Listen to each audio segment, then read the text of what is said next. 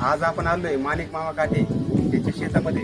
आमच्या शेताकडे जातानाच त्यांचं शेत आहे जवळच. तर तुम्ही पाहू शकता त्यांची काम करण्याची पद्धत आणि त्यांची शेती ठेवण्याची पद्धत एकच नंबर शेती ठेवतात. आता इथं आपल्या पाठीमागे त्यांनी वाफ तयार केलं बघा.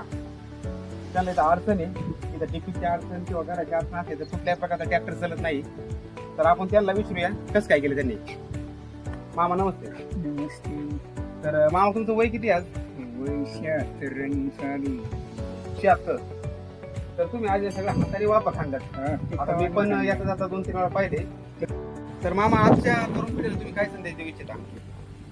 अरे तरुणांनी काम या आनंदाने अगदी केलं पाहिजे, हौसेने केलं पाहिजे. त्याच्यात नक्कीच फायदा होतो. उगं करायचं म्हणून करायचं, साध्या करते म्हणून माझ्या करतो नुसतं गोडीला भाडा लावायचा आणि त्यांनी कुठं सुख लागत का दमडी नाही मिळत. अगदी मन लावून कष्ट केलं ना तर अगदी फायदा होतोच. धन्यवाद मामा. धन्यवाद मित्र.